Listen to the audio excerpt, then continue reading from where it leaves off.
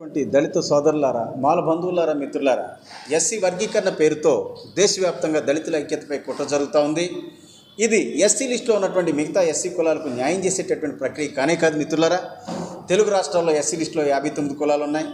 దేశవ్యాప్తంగా ఎస్సీ లిస్టులో 1108 ఎస్సీ కులాలు ఉన్నాయి.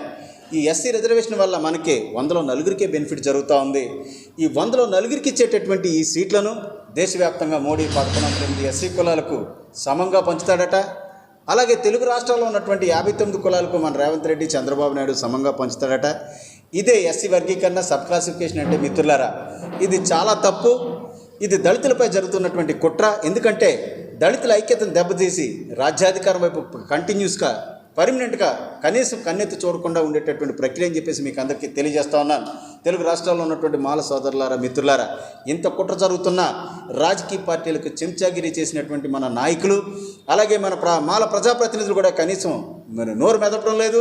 స్వార్థ ప్రయోజనాల కోసం వారు ఆ పార్టీలకు బానిసలుగా ఉన్నారు. కాబట్టి ఇకనైనా కళ్ళు తెరిచి మనం మాట్లాడకపోతే మన మాల సామాజిక వర్గం ఎస్సీ రిజర్వేషన్ అంతా దోచుకుంటా ఉంది.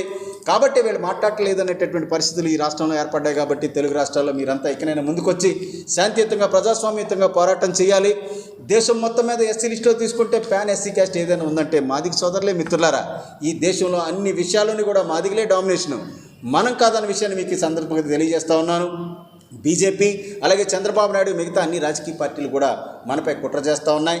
నార్త్ ఇండియాలో బీజేపీకి సరైనటువంటి అపోజిషన్ ఉన్నటువంటి ఎస్సీ వర్గం ఏదైనా ఉందంటే అది మాదిగ సోదరులే. నార్త్ ఇండియాలో చమార్లు అంటారు. వారే ఈ బీఎస్పీ పార్టీని ఏర్పాటు చేయడం జరిగింది మిత్రులారా.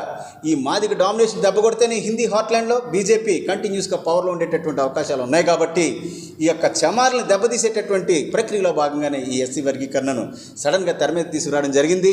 మాయావతి కానీ, కాన్షీరామ్ గారు కానీ, జగన్నాథ్ పహాడియా కానీ, ex chief minister of Bihar మరి రామ్ సుధాకర్ దాస్ గారు కానీ, బాబు జగజ్జీవన్ రావు కానీ, మరి అలాగే మీరా కుమార్ గారు కానీ, సుశీల్ కుమార్ షిండే కానీ, దేశంలో మొత్తం మీద అన్ని విషయాల్లోని కూడా మాదిగ సోదరులే డామినేషన్ అనే విషయాన్ని ఈ సందర్భంగా మీకు తెలియజేస్తా ఉన్నాను.